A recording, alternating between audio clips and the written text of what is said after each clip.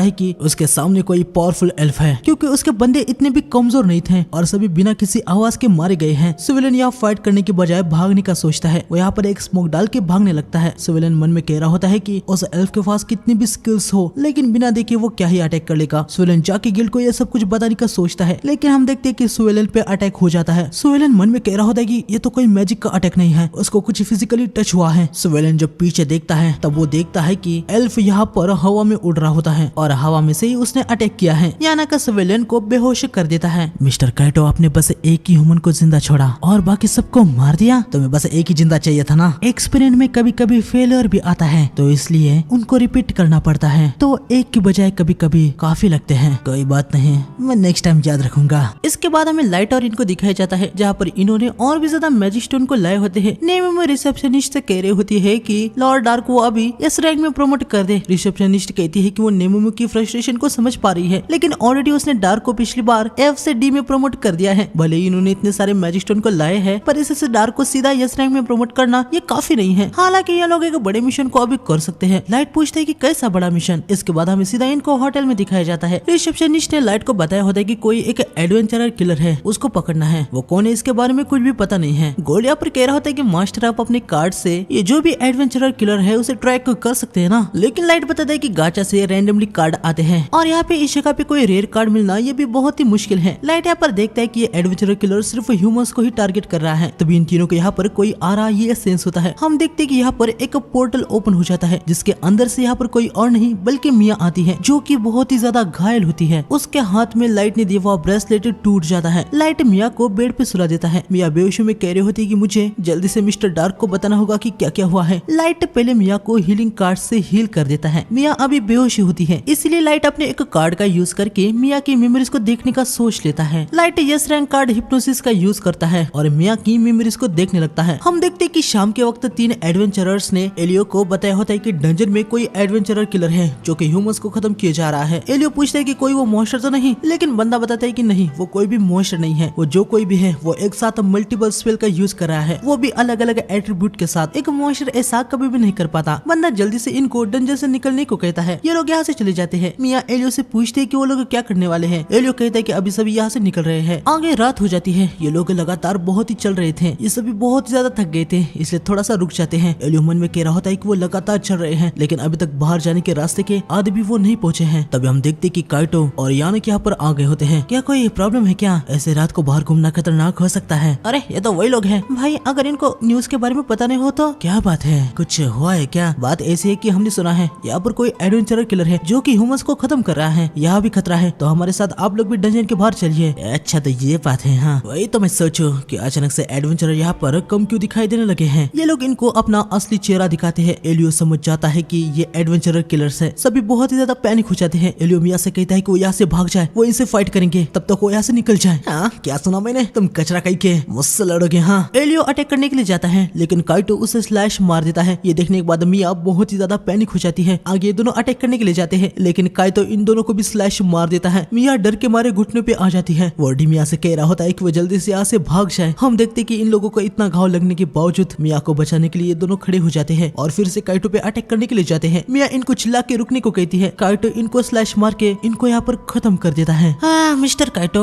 अगर वो मर जाते हैं तो मैं उनको अपने एक्सपेरिमेंट के लिए यूज नहीं कर पाऊंगा। चुप रहो, मैंने तुमसे पहले ही कहा है ना, जो कोई भी मुझसे फाइट बैक करने की कोशिश करेगा मैं उसे खत्म कर दूंगा। हाँ लेकिन आपने बहुत को ऑलरेडी खत्म कर दिया है, लेकिन अभी एक बचा है ना, वो देखो। हाँ ह्यूमन में यकीनन काफी वैल्यूएबल होते हैं, लेकिन वो यंग बॉयज भी काफी काम आते हैं। ठीक है, मैं आगे से ध्यान रखूंगा। काइटो यहाँ पर मिया के पास आता है। इसके इरादे कुछ ठीक नहीं होते। वो कह रहा होता है कि वो मिया के साथ थोड़े मजे करना चाहता है। ये सुनने के बाद मिया बहुत ही ज्यादा पैनिक हो जाती है। मिया काइटो को दूर रहने को कह रही होती है। काइटो कह रहा होता है कि उसे डरने की क्या ही बात है। हाँ वो एक फ्यूचर लेजेंडरी हीरो है जो मिया को उसके मजे के लिए यूज कर रहा है। ये तो मिया के लिए ऑनर की बात होनी चाहिए। मिया बहुत ही ज्यादा पैनिक हो जाती है। तभी हम देखते कि एलियो उठ जाता है और वो मिया को भागने को कहता है। काइटो हैरान हो जाता है कि इतना घाव लगने के बाद भी एलियो जिंदा कैसे है। यानक तो यहाँ पर काफी ज्यादा खुशी हो जाता है कि एलियो जिंदा है। वो काइटो से कहता है कि उसे एलियो किसी भी हालत में जिंदा चाहिए, उसके एक्सपेरिमेंट के लिए वो भी कमाल का है। एलियो यहाँ पर मन में कह रहा होता है कि मैं लगभग डेड ही हूँ, लेकिन कोई भी फर्क नहीं पड़ता, मुझे मिया को किसी भी हालत में बचाना है। मिया अपने भाई को देखती है। यकीनन मिया उसे ऐसे छोड़ के नहीं जाना चाहती, लेकिन उसके पास अभी कोई भी रास्ता नहीं होता। मिया यहाँ से भागने लगती है। एनक कहता है कि वो जाके तुरंत लड़की को पकड़े। काइटो मिया की तरफ जाने लगता है, है, लेकिन एलियो आके उस पर अटैक करता है, पर काइतो उसे ब्लॉक कर देता है। बैटल क्रिएटिविटी और स्किल से होती है, मुझे अपने दिमाग का यूज करके मूव्स करनी होगी। हाँ, क्या बड़बड़ कर रहा है बे? शील्ड डिफेंस के लिए यूज होती है और स्वॉर्ड ऑफेंस के लिए। एलियो ये सब गोल्ड ने बताई हुई बातों को याद कर रहा था। गोल्ड ने कहा था कि शील्ड के साथ डिफेंस और स्वॉर्ड के साथ अटैक करना ये कोई गलत नहीं है, लेकिन ये हमेशा ही बेस्ट नहीं है। एलियो यहाँ काइतो पे अपनी स्वॉर्ड मार के फेंकता है, जिससे काइतो डॉज कर लेता है, लेकिन एलियो यहाँ पर एक अनएक्सपेक्टेड मूव करता है, जो कि है शील्ड से अटैक करना। एलियो काइतो को अपनी शील्ड से हिट कर देता है, जिससे काइतो नीचे गिर जाता है। काइतो भाई यहाँ पर पूरी तरीके से हैरान रह जाता है। एलियो उस पर हंसने लगता है। लो सर कहीं के तुम घटिया ह्यूमन कहीं के। काइतो अपनी स्वॉर्ड की पावर से एलियो पे अटैक कर देता है, जिससे एलियो को अभी बहुत ही तगड़ा डैमेज हो जाता है। साले कमीने कहीं के, कोई भी मेरे इस मैजेस्टिक फेस को हिट नहीं कर सकता।